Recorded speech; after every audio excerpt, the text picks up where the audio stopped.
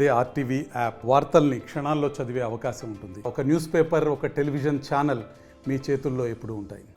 CPI party MLA Kunamneni Sambasivarao ప్రస్తుతం అంతా పట్టున్నారు. వారితో మాట్లాడదాం.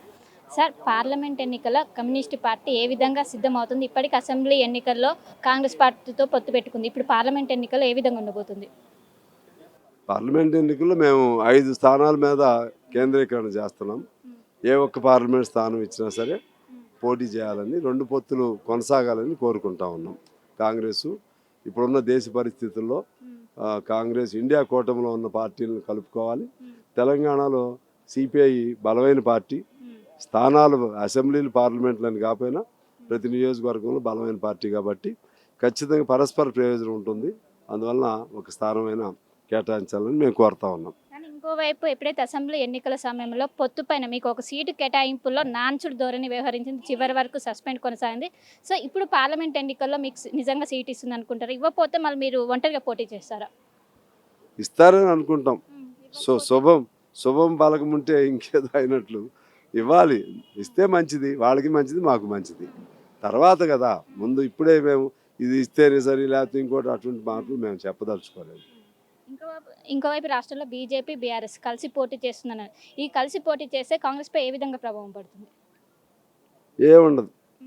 వాళ్ళు ఒకళ్ళకొకళ్ళు వరదలో కొట్టుకుపోయేటప్పుడు ఒకళ్ళు సాయం పట్టుకున్నట్టుగా ఉంటారు. కానీ ఇప్పుడు కాంగ్రెస్, సిపిఐ ఈ పొందిక ఇవాళ తెలంగాణలో బాగా వర్కౌట్ అయింది.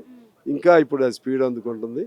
వాళ్ళిద్దరు కలిసినా సరే మళ్ళీ కాంగ్రెస్ అలాగే మాకు సిపిఐగా కేటాయిస్తే అందరం కూడా దాదాపు 14-15 పార్లమెంట్ స్థానాలు గెలవడానికి అవకాశం ఉంటుంది. ఇంకోవైపు కేంద్రంలో ఎక్కడైతే ఇప్పటికే రైతులు ఒకవైపు ధర్నా చేసింది, దీనిపై కేంద్ర ప్రభుత్వం వ్యవహరిస్తున్న తీరును మీరు ఏ విధంగా చూస్తారు? కేంద్రము ఈ మధ్య స్వామినాథన్కి భారతరత్న అవార్డు ఇచ్చింది. ఇప్పుడు రైతులు ఎందుకు చేస్తున్నారు ఆందోళన అంటే, స్వామినాథన్ ఇంకా ఇతర డిమాండ్స్ ఉన్నా స్వామినాథన్ సిఫార్సులు ప్రధానంగా గిట్టుబాటు ధర ఇటువంటివన్నీ దాన్నేమో అమలు చేయరు. దానికోసం ఆందోళన చేస్తున్నటువంటి రైతులను చంపుతారు. అదేవిధంగా దాన్ని ప్రతిపాదించినటువంటి రైతుల కోసం ఆయనకి మాత్రం అక్కడ భారతరత్న ఇస్తాడు. అంటే కింద చేసే దుర్మార్గాలు, దుష్కృత్యాలు, చెడు అంత కొట్టుకుపోవాలని ఇది ఒక ఎత్తుగాడ.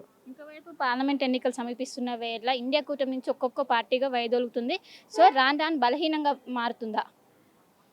కూటమి అనేది అట్లేం బలహీనపడదు. ఇప్పుడు ఒకసారి నిన్నటి వరకు యూపీలో ములాయం సింగ్ పార్టీ కూడా, సమాజ్వాదీ పార్టీ కూడా దూరం అయింది అన్నారు, మళ్ళీ కలిశారు.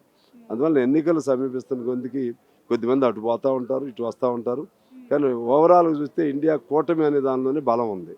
కాబట్టి ప్రజల్లో కూడా మార్పు వస్తుందని మేము ఆశిస్తున్నాం. ఒకటి క్లారిటీ అండి, ఇప్పుడు కాంగ్రెస్ ఒక్క సీటు కూడా ఇవ్వకపోతే మీరు ఒంటరిగా పోటీ చేస్తారా, పోటీ నుంచి తప్పుకుంటారా? ఇంతకుముందే చెప్పే కదమ్మా, ఇస్తారని అనుకుంటున్నాం. ఇవ్వనప్పుడు సంగతి కదా, వాళ్ళు ఇస్తారని మేము అనుకుంటున్నాం. ఓకే. సో మొత్తం మీద చూసుకోవచ్చు, ఈ వచ్చే పార్లమెంట్ ఎన్నికల్లో ఖచ్చితంగా 2 సీట్లను ఆశిస్తున్నాము. ఇప్పటికే మీ ప్రతిపాదన పెట్టాము. ఇంతకుముందు అసెంబ్లీ ఎన్నికల్లో నాన్చుడు ధోరణి వ్యవహరించింది, ఇప్పుడు ఆ విధంగా వ్యవహరించొద్దు. సరే, ఖచ్చితంగా మాకు సీట్ ఇస్తుందని ఆశిస్తున్నాం. అండ్ వరంగల్ కావచ్చు, నల్గొండ, పెద్దపల్లి ఇక్కడ కాన్స్టిట్యున్సీ నుంచి మేము ఎక్స్పెక్ట్ చేస్తున్నాం. మరి చూడాలి ముందు ఏ విధంగా ఉంటుంది. అండ్ ఇంకోవైపు రోజుకి ఇండియా కూటమి బలం పెంచుకుంటుంది. ఖచ్చితంగా బీజేపీని ఓడిస్తామని ఒకవైపు కూనంనేని సాంబశివరావు అయితే చెప్తున్నాం. అంతా పరశురాంతో కలిసి శిల్ప RTV. మరిన్ని వీడియోస్ కోసం ఛానల్ ని సబ్స్క్రైబ్ చేయండి. లేటెస్ట్ అప్డేట్స్ కోసం వాట్సాప్ ఛానల్ ని ఫాలో చేయండి. అండ్ లింక్ డిస్క్రిప్షన్ లో ఉంది.